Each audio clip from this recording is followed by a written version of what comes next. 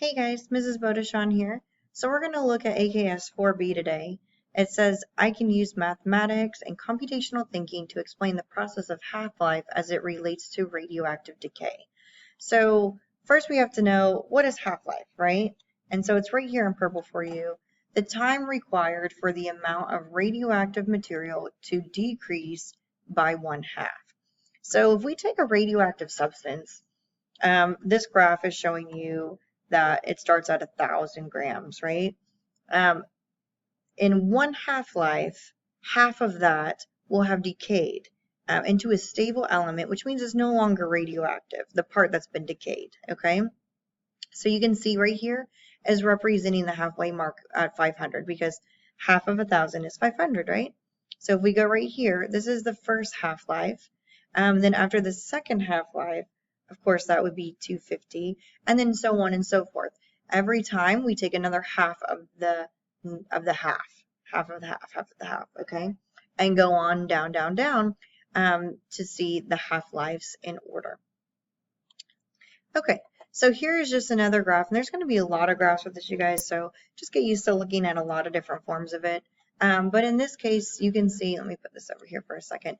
This is cobalt-60, which is a radioactive isotope, and we have our parent material. So the parent material is this red block right here, and the parent material is your radioactive isotope, cobalt-60.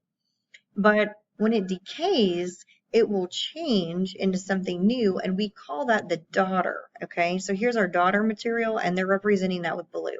So you can see that this is when it starts at 100%, it's radioactive cobalt-60 parent material, and then after one half-life, 50% has decayed into the daughter, which is no longer radioactive, and then 2 half-lives, now we're at 75 because we've taken half of 50 and decayed it, right? So now half of left, which is 25%, that's still cobalt-60 radioactive. And we continue on. So just divide by 2, divide by 2, divide by 2. And that is how much is left. And you can see the trend that the daughter material is becoming greater and greater each time, okay? Until it's all decayed and it's no longer radioactive at all. So we have lots of different problems to look at. The first one says 241Pu has a half-life of 14 years. If we start with 100 grams of it, how much will remain after 42 years and how much will have decayed? Okay, so it's asking us how much will remain after 42 years and how much will have decayed. So kind of two questions in one. The best way of doing this, you guys, is to set up a table, all right? If you set up a table with how many years are passing, because we know that we're looking for 42 years to have passed, and each half-life occurs in 14 years. That's the first place you want to start with. So we start at 0 always, right? We're starting at the starting line. 0 years have passed. Then every 14 years we're going to add. So 14 years is 14. 14 plus 14, 28. 28 plus another 14 years is 42. And that's where we want to stop because that's what our problem says. It says stop at 42 years. That's what the goal is knowing, right? How much will have decayed. Now, we're starting with 100 grams of it. So at our initial start time of 0 years, we're starting with 100 grams.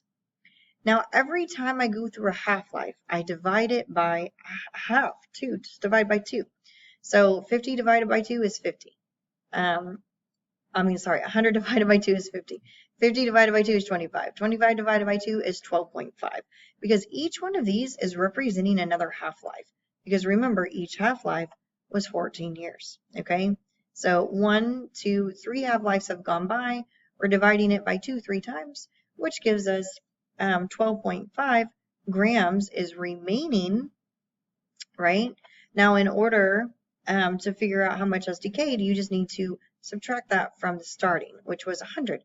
So 100 minus 12.5 gives you 87.5 grams would have already decayed, okay? So your parent would be 12.5 and your daughter would then be 87.5 grams. Let's try another one. Starting with 50 grams of iridium-226, how many grams of iridium-226 are left after 3,200 years? And we're given this table here, all right? So if we look at this, I went ahead and I put an arrow here to show you uranium-226 has a half-life of 1,600 years. And we're really looking for it after 3,200 years. So let's first set up our data table. We start at 0 years always, and one half-life is 1,600 years, as we see from our data table. So after 1,600. 1,600 plus 1,600 equals 3,200, and that's where we want to stop because that's what it's asking for. Now let's see how many grams did we start with? We started with 50 at 0, right? 0 years, we started with 50. Now each half-life we divide by 2. So 50 divided by 2, 25. 25 divided by 2, 12.5. So there we go. How many grams are left? Well, there's 12.5 grams left after 3,200 years. Our next one is giving us a different kind of graph, and it says analyze the graph. How much carbon-14 remains after, how much carbon-14 and how much has decayed after 2 half-lives. And then it gives us the second problem about it. Let's look at the first one first, okay? So we're looking at carbon-14 because we're saying how much is actually remaining and how much has decayed after 2 half-lives. So here's 2 half-lives right here. If we go up where this first arrow is pointing and we go over, we can see that this is carbon-14 percentage remaining. So 25% is remaining, but it's really asking us for how much. So it's really looking for grams. So right here, it shows us a picture of the grams. So 2.5 grams is remaining, which means that we need to subtract it from how much we started with. We started with a sample of 10 grams. So 10 minus 2.5 is 7.5 grams that have decayed. So our parent is 2.5, our daughter is 7.5, okay? And then the second question says 12.5% of carbon-14 remains. How many half-lives have occurred? So we go and we look for our 12.5% of carbon, which is right here, and we go over, and I put a little arrow there for you guys. So how many half-lives have occurred right here? Well, this is the number of half-lives, our x-axis. So if we go down, it's 3. 3 half-lives have occurred. And how many grams are left? Well, you can see the sample size right here is 1.25 grams.